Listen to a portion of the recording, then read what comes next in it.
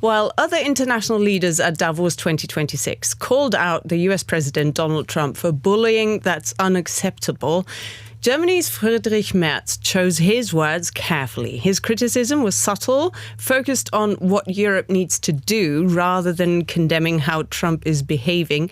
And there's a simple reason: Germany can't afford to ruffle too many feathers in Washington right now. It's too dependent. But what does that mean specifically? Today, we'll give you a full Berlin briefing on Germany's dependencies on the US, and I'll do that with my two guests, William Alberque, Senior Adjunct Fellow with the Pacific Forum. Thank you very much for joining us here in our little studio. And over on the line, DW's Washington Bureau Chief Ines Pohl. Hi, Ines, good to see you there. And we'll also try and show the cards that Germany holds, because there are a couple still that Germany could play a bit more proactively, right? So, William, you did work at NATO for a couple of years. You were in Brussels. Did you ever think that we would ever reach a situation where we would, in all earnestness, all seriousness, discuss the possibility of one NATO ally as big as the US invading another ally? Well, I have to say, part of my time there, I was there from 2012 to 2020. So I was there for the first Trump administration. And the bigger fear was that Trump was going to withdraw from NATO. He had said that out loud. And one of the things about when he came back for the second term was he was going to settle scores. And so, a lot of us thought that that was part of the unfinished business. And looking at the situation with Greenland, it was hard not to look at that as potentially Trump trying to force the issue, because if he did take Greenland by force, it would be the end of NATO. And so maybe this was sort of a passive way, because he knew that if he just told Congress he was going to withdraw, even the Republicans would slow him down or stop him. So this was probably a backdoor way of doing it. And so, with at least the temporary news of the prevention of that happening, that's very good news. But there have been conflicts between NATO allies before. There was the fisheries war, where allies did shoot at each other. There was Greece versus Turkey over Cyprus, and that was a brutal war of conquest, between NATO allies that caused a huge rift, but NATO managed to survive that. So on the one hand, I did expect strange things to happen with NATO during this term. Never over Greenland. That was a real surprise. But unfortunately, we are just in this era of complete uncertainty with where the U.S. is going. And so we have to continue to watch it really carefully. And it's an important game of diplomacy that's happening right now. And Ines, I want to ask you, do you think Americans get a sense of just how astonished we here in Europe and in Germany are when we watch Donald Trump on the stage in Switzerland, in Davos? He does seem to be increasingly erratic. There is an element to it where people are beginning to speak of dementia. Is that something where the US audience is aware just how it's going down in Germany? The problem with the US audience really is whom you ask in the United States. Those, of course, who are following world news, those of the Americans who have an understanding how important the transatlantic relationship is also for their own country, they are, of course, shocked, or were shocked when he started talking about using military force to take over Greenland. But there is also a large amount of Americans, and these groups are actually growing. They just don't follow the news anymore. They're so tired. They're so overwhelmed. And this whole Steve Bannon ideas of, flooding the zone is really working. There are news every single second. It feels like that. Every morning you wake up to another major shift. What I find interesting, and I think Donald Trump kind of misinterpreted the success with Venezuela. Many Americans applauded him kidnapping Maduro, because he's like a terrible leader, and people here, many Americans know that or knew that. And I think Donald Trump was a little bit taken away by this reaction of his people from both sides of the political angle, and thought, okay, and now I can move on with, as William said, pushing Europeans even further regarding his own ambitions when it comes to NATO. So I think that was his mistake. But the short answer is, it's not like an outcry here in the United States that people say stop playing around with Greenland, as it is in Europe. And the outcry, as you just called it, doesn't just come from ordinary citizens, ordinary people who, of course, are talking about Donald Trump a lot over dinner at home in their houses. It also comes out, in the statements given by international leaders in Davos, in Switzerland, reacting to the behavior of the Trump administration. And I just want us all to be on the same page. So I'll just do a quick recap where we are, because things are moving so fast. So we're recording this as the World Economic Forum in Davos is still happening. Right. International diplomacy is a whirlwind. And Donald Trump had, of course, said for a long time that he says he wants Greenland and says it's important for security in the Arctic. Then last weekend, a couple of European countries said, OK, we'll send a couple of people there, a recon mission, essentially, to look at ways how to enhance security in the Arctic. Donald Trump sees this and interprets it the wrong way, apparently, and threatens these countries with tariffs. Italy's Meloni then says it's all a big misunderstanding. It was never a mission to defend Greenland against a US attack, but Trump insists on his tariff threat, hints at consequences. Then there were lots of emergency meetings and conversations between European leaders. Eventually, the EU then said, OK, enough is enough. We can't have those tariffs. If you apply those tariffs, then we'll think about using one of our biggest swords, which is elements like the anti-coercion instrument. So a lot of conflict potentially in the air. So everybody was watching very, very closely and, with halted breath to see what Donald Trump would say in Switzerland. Then eventually he took to the stage and said he wouldn't use force on Greenland. Let's just listen to that moment in his speech. We never asked for anything. And we never got anything. We probably won't get anything unless I decide to use excessive strength and force where we would be, frankly, unstoppable. But I won't do that. Okay? Now everyone's saying, oh, good. That's probably the biggest statement I made, because people thought I would use force. I don't have to use force. I don't want to use force. I won't use force. So, William, what does that mean? Well, there's a lot of speculation today that the market moves over the past few days, sharp sell-off in U.S. assets, real concern because Europe holds so many financial instruments that are vital to U.S. health. If Europe started to divest itself, interest rates would spike. And interest rates are a huge concern of Donald Trump and would do severe damage in the run-up to really critical midterm elections coming up in the United States. That may have been part of what moved him. I do think Meloni is right. I think part of what the Europeans did was being portrayed by other Europeans as being, a defiance to the United States. NATO is actually perfectly poised to do an Arctic mission if is required, if they want additional air policing, which looks like it will be part of it. If you want a new vigilance mission, so NATO has set itself up to do really quick deployments when necessary for security. You saw this happen in Lithuania. We saw this happen a couple times in Europe over the past year. So if that's what they need, if this is really a security concern, I would say that over the decades, NATO has not done enough in terms of Arctic security. Part of that was because Norway and Canada didn't want allies involved. There was the Arctic Council. But now that Russia and China are being so disruptive, it makes sense. But if there's a security concern, there's the 1951 treaty between the United States and Denmark, which allows the United States to increase its basing without necessarily having to go through Parliament or any other means through Denmark.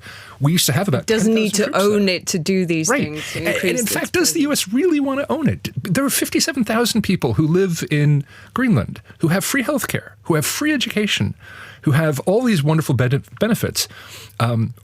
Is the United States going to own that and therefore take away those benefits and give them the same lesser benefits the United States has? Also, Greenland actually takes more money from Denmark than, it's a net absorber of taxes. Is the United States going to take this burden on? Is Trump really going to explain to the population that we now have 57,000 more people that we have to take care of? It always seemed strange. I think the real issue, the real security issue, if there is one, is about the fact that the Arctic is becoming more contested, that Russia and China are pushing in. It's also missile defense. The United States used to have a lot of NORAD assets, a lot of the North American air defense system in Greenland. There was also the communication line for nuclear early warning. So I get that. But if the United States wants extended, sovereignty over its bases there, that's a matter for a SOFA agreement, a status of forces agreement between the U.S. and Denmark, which can be easily negotiated. And it looks more like that's what has happened, is Trump sort of spirals on his own. He gets fed by really bad advisors who get him saying really strange things. Then when he sits down with the Europeans face to face and they say, what do you need? Do you want more NATO troops taking care of patrolling? We can help in these sectors. U.S. can help in these sectors. You want more basing in Greenland? Fantastic. We'll help. We used to have nuclear weapons in Canada as part of our air defense system. There's nothing we can't negotiate with allies. But I do think one of the things that this illustrates to me is that the European leaders should really develop a rota where they come to Washington on a regular basis and make sure that he's hearing from these folks so that he doesn't get into his little echo chamber. And they're the last ones in the room because famously he seems to listen to the last person. He really does. And I do think he takes heads of state very seriously. I think even though he thinks, he's got the greatest country in the world, having Maloney, having Merz, having that head of state come and talk to him shows him the needed respect that he feels like he deserves in order to then really have talks and say, oh, wait a second, if that's really what you want, we can solve that. Let's solve that together. And there are several issues at play here, of course, because international leaders, the Canadian Prime Minister, as much as European leaders, they agree with Donald Trump in the substance that security in the Arctic needs to be enhanced. They thank Donald Trump for having essentially awakened the Europeans who kept hitting the snooze button when it came to defense spending. So without Donald Trump, many of them said they would never have agreed to those 5% of GDP defense spending. Okay, having said all that, it's now a question of who reacts in which style and why. We want to focus on how Germany's reacting, but first we need to see how others are reacting to then have a comparison. So most striking in terms of the confidence that he exerted was Canadian Premier Mark Carney. Let's hear what he said.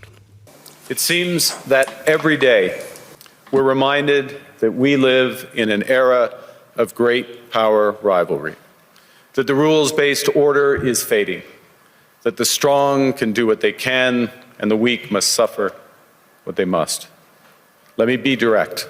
We are in the midst of a rupture, not a transition. Over the past 2 decades, a series of crises in finance, health, energy, and geopolitics have laid bare the risks of extreme global integration.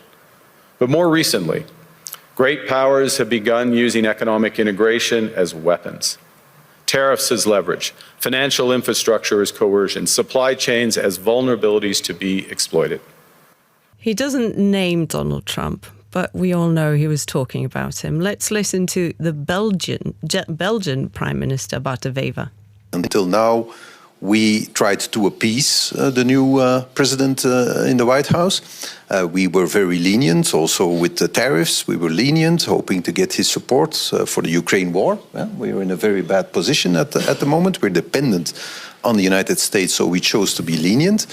But now so many red lines are being crossed that you have the choice between your self-respect. Being a happy vassal is one thing, being a miserable slave is something else. If you back down now, you're going to lose your dignity. And that's probably the most precious thing you can have in a democracy. It's your dignity. So we should unite. I want to bring Ines back in Washington. Where does Germany position itself there, Ines? I mean, these are very strong words. How difficult is it for Germany not to use such language? Yeah, I don't know if you will play Friedrich Merz, the German Chancellor's response as well in this show. That's interesting. He's walking a kind of a slippery slope here because he knows that Germany is highly dependent, still is highly dependent on the United States when it comes to defense. And Merz, of course, also knows that the war in Ukraine is still going on. Nobody's or hardly anybody is still talking about it. This is, of course, a huge issue for Germany. And Germany also knows if Donald Trump would stop supporting Ukraine or at least selling weapons to Ukraine, it would be a huge problem, not only for Ukraine, but also for Europe, because that would then basically mean that Vladimir Putin might win this war. So what I'm saying, Friedrich Merz is much more careful in what he says. And it is interesting for me because I'm also a White House pooler here, so I am in the Oval Office regularly. I was there when Friedrich Merz and Donald Trump met, and Donald Trump has some respect for Friedrich Merz, and I think Friedrich Merz doesn't want to spoil that. So he walks a careful line, but he knows how important Germany and the German market is for Donald Trump, and he said some days ago, some weeks ago, he was pretty harsh in criticizing Donald Trump, much harsher than he was before. But at this very moment, he's a little bit more careful. If I might, I would like to pick up on something William said earlier on about the markets reacting to Donald Trump's threats with Greenland. I mean, the Dow Jones went down 800 points. And this is something the American people realize, And honestly, I think this was the main reason why Donald Trump backed down here, because he can't afford that the prices will get even higher here. And this will be the most important issue when it comes to these midterms in November this year. So he was reacting to the market reactions, and he's watching that very closely, and so are his advisors. And I think this is where Europe's power really comes in. If Europe plays this card, then they have leverage over Trump and his supporters. There is no romantic, transatlantic, it's important, we love each other, we went through so much together.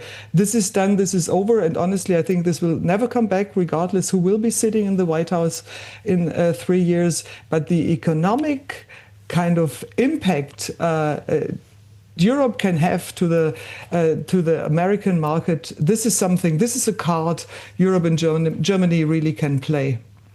So let's listen to Friedrich Merz's reaction. The international order of the past 3 decades, anchored in international law, has always been imperfect. Today, its very foundations have been shaken. This new world of great powers is being built on power, on strength, and when it comes to it, on force. It's not a cozy place.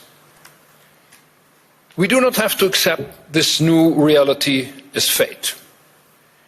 We are not at the mercy of this new world order. We do have a choice.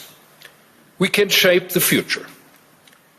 To succeed, we must face harsh realities and chart our course with clear-eyed realism. Okay, so a very different tone there. And I now want to get to that bit that I announced at the top of this episode, that we'll try and unpack the why behind this tone. So Germany's reliance on those many fields in security, in nuclear deterrence, tech, intelligence, defense procurement, energy, and the exposure to tariffs from the US. And William, since you're here and you're an expert, let's look at that nuclear deterrence factor. Let's just imagine just to make it very clear for people to understand, if there was a threat, say from the east, on Germany, and we would know that there was somebody who was about to fire a rocket towards Berlin, what would happen? How would Germany be protected? Well, right now, Germany would be protected by U.S. missile defense, the NATO missile defense shield, which has limited capabilities but does have capability against the scenario that you're talking about. It was designed to defend against a rocket from a country like Iran or North Korea. So Germany would be wholly dependent on the U.S. assets and the NATO assets in that regard. What does that mean? It means how many planes do we have that could react, for example? How many soldiers are in Germany that belong to the US that are actually, also ready to intercept missiles that are coming, flying in towards Germany? Well, to intercept a missile that was coming towards Germany, you would need radars that are outside of Germany, and you'd want interceptors that are outside of Germany as well to be able to intercept it before it hit. So you'd want to hit it in the boost phase or when it's in the atmosphere. So would Germany know that a missile was on its way without the Americans? Well, and that's a big question. Does Germany have enough space assets to be able to detect missiles coming towards Germany? And the answer is, by itself, absolutely not. If it happens to be looking for that at the right time, then yes, there are enough German ISR intelligence, surveillance, and reconnaissance assets that it could spot something if it were looking for it specifically and if it had tasked the satellites. But the United States is the only country on Earth that has the global ability to detect a launch of a ballistic missile anywhere and to track it. And so Germany and NATO writ large is dependent on the United States. NATO itself is investing a lot of money in space assets so that it has its own additional view. Germany is investing in its own space, but it's always going to be a fraction of what the United States has. If you look at the number of launches per year, the United States far outstrips all the other countries in the world. And in addition, the commercial sector. So there are possibilities to knit together a European, a NATO, an EU, and commercial capabilities to be able to detect more. But as of today, Germany is almost wholly dependent on the United States to be able to detect incoming missiles from, say, the Far East or from the Middle East towards Germany. And the interception, well, this is why Germany announced the Sky Shield initiative to try to purchase assets so that it also has independent German-owned or coalition-owned assets to be able to intercept incoming missiles. But that's still years away from deployment. As of right now, it would be dependent on the United States wholly for detection and interception. Plus, 2 weeks ago in an episode here, we discussed that Germany is not allowed to have nuclear weapons itself. Correct. However, here in Germany, we've got Büchel where there are nuclear bombs who are owned by the Americans, but there is this element. If you could talk to us about the treaty between the Americans and the Germans when it comes to the nuclear bombs that are in Germany, but not to be used by German soldiers. Right. So if you go back to the Cold War, so the United States and the NATO allies realized, especially after the Korean War, that we simply didn't have the troops to be able to stop a Soviet invasion. The Soviets had 3 to 4 times as many troops, 4 to 5 times as many tanks as the entire NATO alliance. And so if the Soviets decided to roll over Europe, they could. And so the thought was, in order to stop them, you would need nuclear weapons. So starting in 1954, the U.S. starts negotiating bilateral agreements with different allies to station nuclear weapons in Europe, number one, and number two, to then work with the European nations to be able to deliver those nuclear weapons. Because, for instance, one of the main ways to stop the Soviet army would have been landmines, nuclear landmines, and nuclear artillery. Now, you don't want to have U.S. artillery units everywhere. You just can't. There was a sector that was defended by the Dutch. There's one defended by the French. There's one defended by the Belgians. So for every ally that was in West Germany, the U.S. would then negotiate with them to be able to deliver nuclear artillery, landmines, rockets, and air-dropped bombs. So, for instance, up until 1962, the French had an air wing at a West German base with U.S. nuclear bombs on it. When they left the military command, they turned that over to the Canadians, so the Canadians had them. But there were 7 different allies with bilateral agreements with the United States, both to store nuclear weapons on their territory, but also to store nuclear weapons on West German territory for use against the Soviet Union in case of war. Now, at the end of the Cold War, most of those weapons went away. The idea of nuclear artillery just completely disappeared from war fighting. And with the United States and with NATO, it reduced down and down and down and down until we only have nuclear air-dropped bombs. So bombs that are dropped by the F-16, the Tornado, the F-35A, F-15E, but that's not shared. So a very limited number of planes are certified to drop these bombs. Certified by the U.S. government, right? Certified, yes, certified by the U.S. And certification really means, you have extra command and control systems that are integrated with the U.S. nuclear system in order to be able to target and drop nuclear weapons. So when the President of the United States makes the decision to go to nuclear war and the NATO allies agree on targeting, then the German forces, Air Force, is tasked to drop a nuclear weapon on targets as agreed at NATO. Now, that agreement is also bilateral using with Germany. Using the German planes, but with American right. So at Buchel Air Base, the Tornado gets loaded with a B-61 or 2 B-61s, and it takes off, and it's escorted by NATO aircraft, conventional, and other nuclear aircraft, and it goes and it flies its mission and drops a bomb, piloted by a German pilot.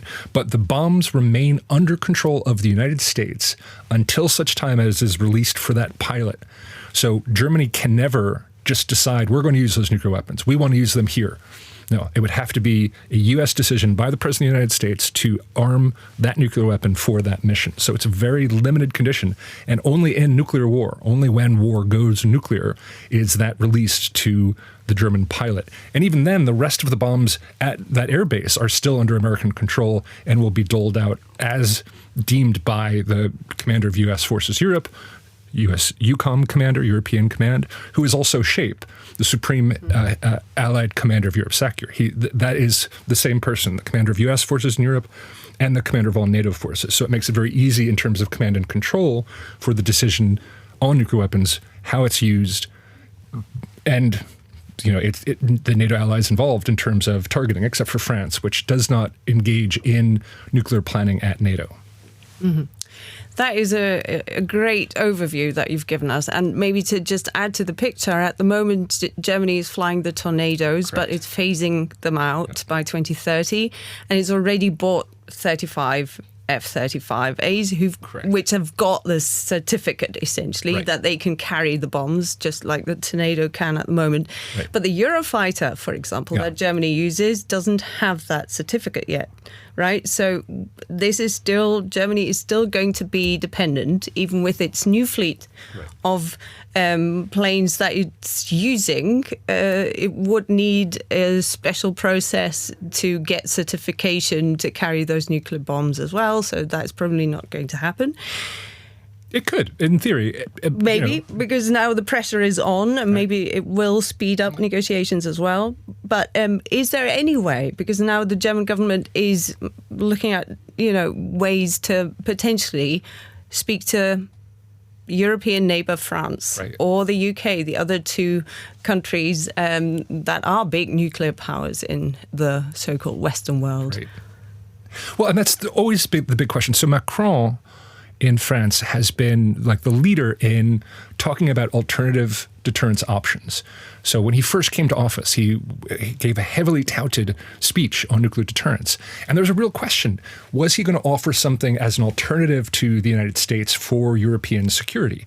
This debate goes all the way back to Charles de Gaulle when he took office 58 to 66, when he pulled out of the NATO military command. The idea that there would be a French alternative because France really saw the U.S. nuclear guarantee as a form of domination of the security policy discussion in Europe.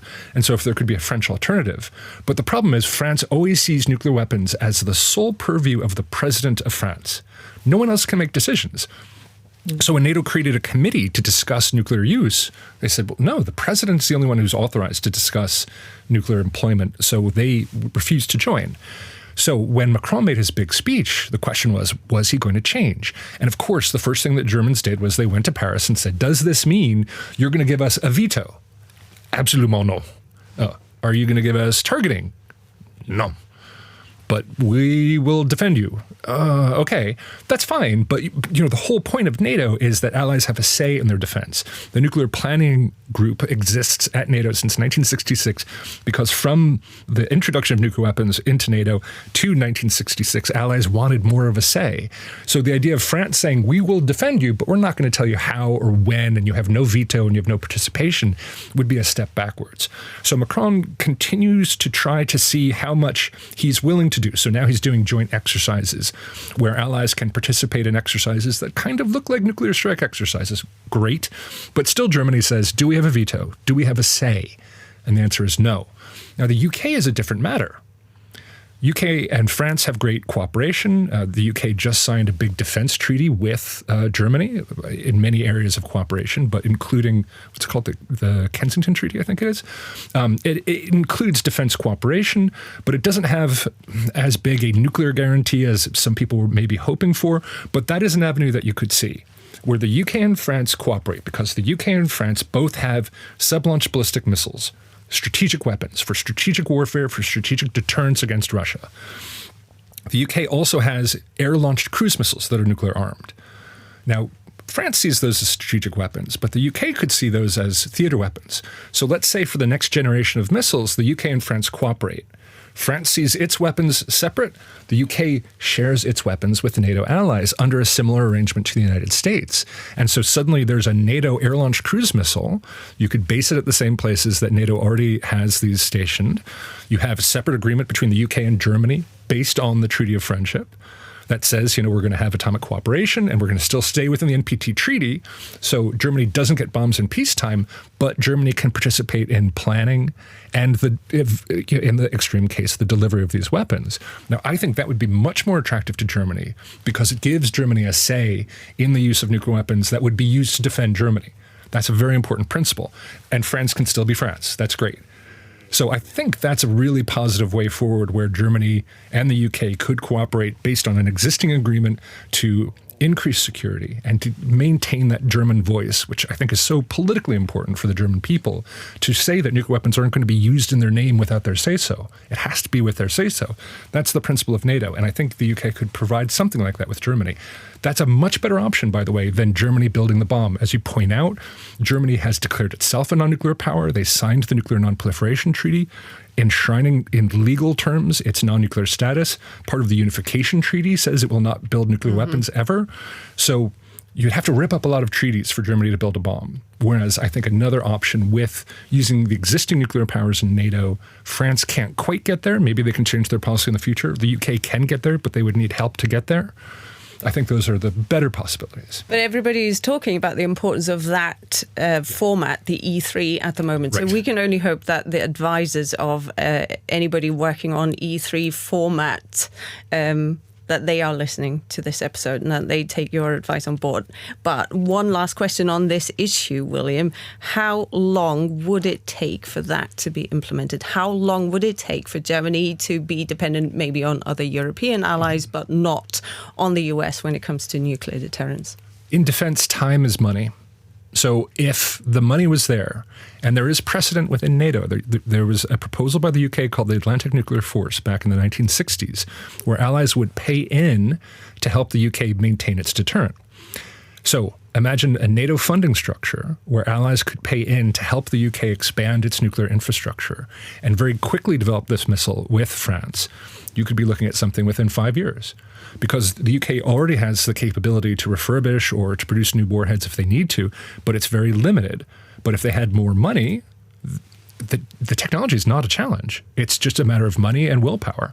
And the UK can't do that within their own budget right now, but could they add, we're talking with the United States, we're talking about 100 B-61 bombs in Europe. Could the UK repurpose 100 warheads for NATO in a very relatively short period of time? I think the answer is absolutely yes.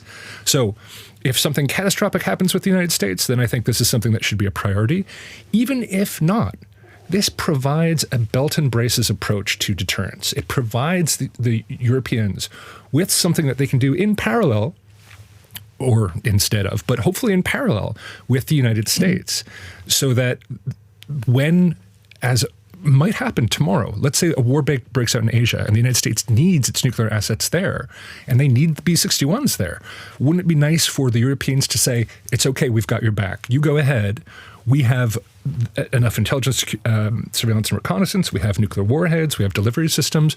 We can deter ourselves. We want you back, but go ahead and do it. Because that's what I think the people in the United States who want to totally pivot to Asia see, this total dependence by Europe in so many areas.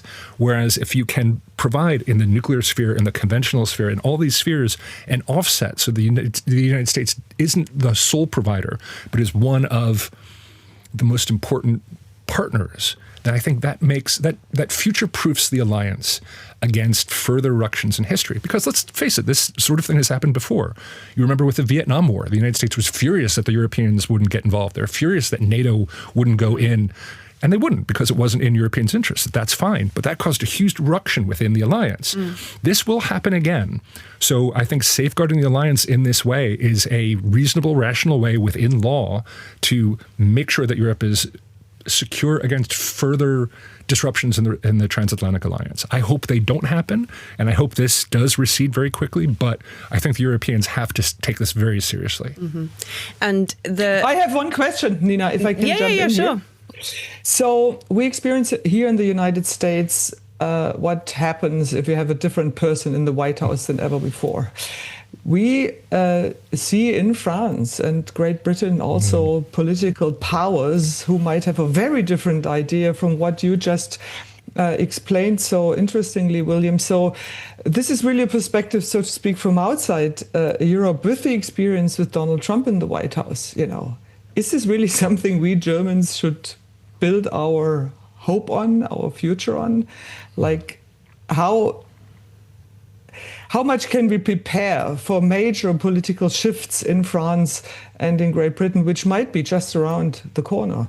Isn't the question also, Ines, do our allies not also say the same about political tendencies here in Germany? You know, if we're looking at the success of some of the fringes, the political fringes, they might ask themselves, really, what if they end up voting for an extreme party? So I absolutely share that thought, Ines, but I do believe that there is no one good answer for as long as we've got concepts like the European Union.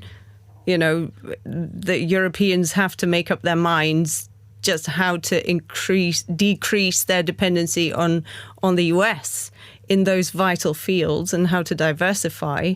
But the European Union is a fundamentally strong union of countries, of like-minded countries.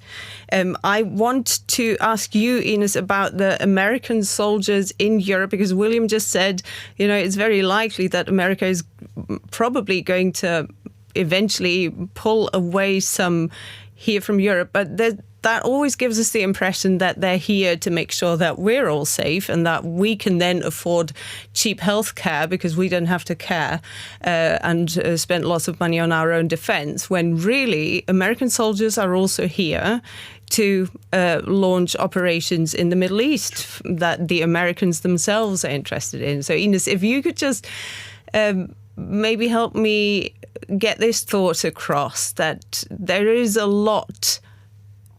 Germany and Europe do hold cards, right? Also in terms of defense, what are the cards that you would say Germany needs to put into the window more?